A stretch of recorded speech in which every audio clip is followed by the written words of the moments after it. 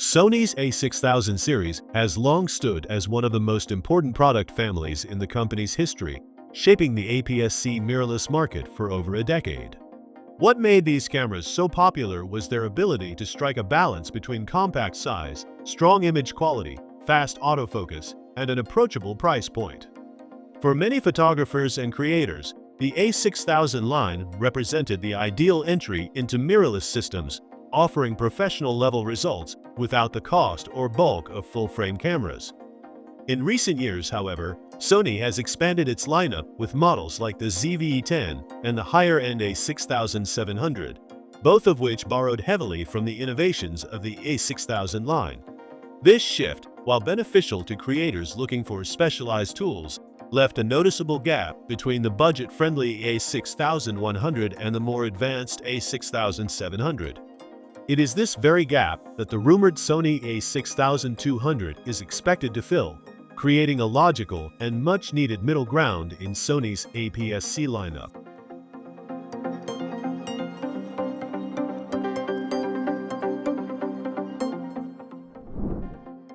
The idea of the Sony A6200 makes perfect sense when viewed through the lens of product strategy. Sony has consistently refreshed its lineup with models that reuse proven sensor technology while updating image processors and autofocus systems, allowing the company to strike a balance between cost efficiency and performance. The A6200, if it materializes, would follow that exact formula. A compact, travel-friendly camera equipped with modern internals but priced in the mid-range category.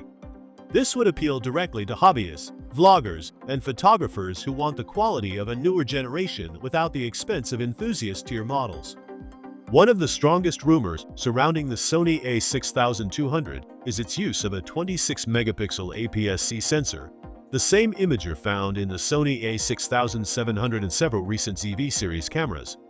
This sensor has already demonstrated its ability to deliver excellent results, balancing resolution, low light performance, and manageable file sizes.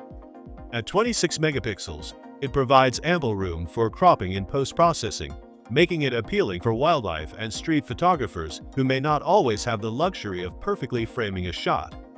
At the same time, its high ISO performance is impressive enough to handle dimly lit environments, keeping noise under control while maintaining detail.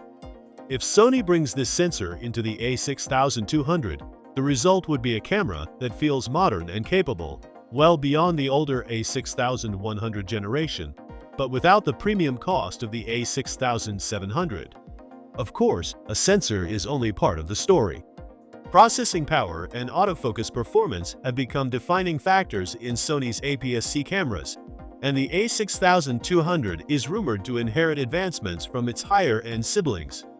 Autofocus speed, subject recognition, and tracking capabilities are crucial for both photographers and filmmakers, and Sony has established itself as a leader in this field.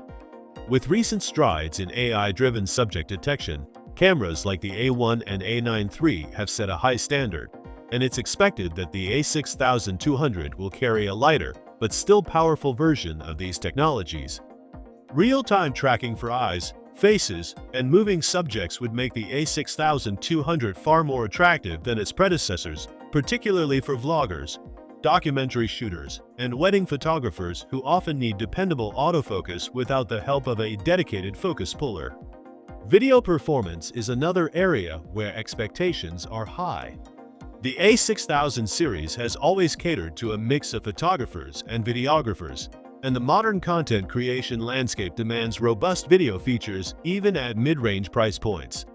While exact details vary among leaks, the consensus is that the Sony A6200 will deliver 4K video as a baseline. The question is whether it will be limited to 30p, or whether Sony will push it to 4K 60 with improved rolling shutter performance. Another area of speculation is bit depth. Some rumors hint at 10-bit internal recording, while others suggest Sony may hold this back to preserve differentiation between the A6200 and A6700. Even so, what seems certain is that Sony won't release the A6200 without at least solid, reliable 4K video performance designed for creators who need dependable footage for YouTube, streaming, or client work. For hybrid shooters balancing photography and video, this could become one of the strongest selling points. Design and handling also play a critical role in how the A6200 will be received. The A6000 family has always been admired for its small, pocketable form factor that doesn't compromise usability. Rumors suggest that the A6200 will stay true to this design philosophy, keeping the body compact while offering practical ergonomics. Some leaks even mention the possibility of a fully articulating touchscreen, a feature that would directly appeal to vloggers who need flexibility in framing and self-shooting. The inclusion or exclusion of an electronic viewfinder (EVF) remains an open question.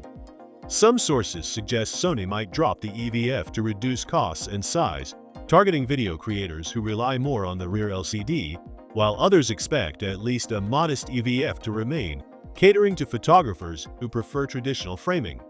Whichever route Sony chooses, it will reflect a deliberate decision about the camera's intended audience.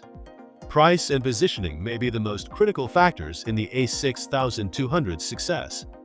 The A6700 already holds the enthusiast APS-C space, while the A6100 serves as the lower entry point. That leaves a sweet spot in between, where the A6200 could serve as an affordable yet modern choice for creators. Rumors suggest pricing in the range of $900 to $1,100, positioning it as a clear step up from the A6100, but more accessible than the A6700. This strategy would attract new buyers who want more advanced features than budget models provide, while still leaving them with an upgrade path if they later choose to step into the higher-end APS-C or even full-frame lineup. Beyond individual buyers, the A6200 also reflects broader implications for Sony's product strategy. The company has been consolidating its lineup, streamlining its offerings to reduce overlap and simplify choices. It's possible that the A6200 could replace multiple aging models in the 6000 family, effectively serving as the new entry to mid-level APS-C option.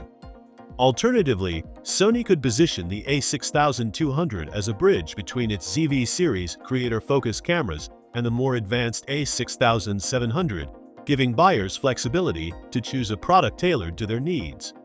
Either way, the A6200 is more than just a spec sheet. It's part of a larger strategy to maintain Sony's dominance in the APS-C market while addressing demand for compact, capable, and affordable hybrid cameras. In summary, the Sony A6200 is shaping up to be one of the most anticipated mid-range APS-C cameras of 2025. By combining a proven 26MP sensor with modern autofocus, solid 4K video capabilities, and a compact design, it promises to fill an important gap in Sony's lineup. More than just a refresh, it represents an opportunity for Sony to reassert its dominance in a segment that continues to attract vloggers, travelers, and enthusiasts. If Sony delivers on these expectations while keeping the price competitive, the A6200 could become the go-to choice for creators who want portability without sacrificing performance. On the other hand, if features are watered down or pricing creeps too close to the A6700, competitors like Fujifilm's X-S20 or Canon's R10 II could pull attention away. Either way, the anticipation surrounding the Sony A6200 demonstrates the continued demand for compact, affordable, yet capable APS-C cameras, and Sony is in the perfect position to deliver,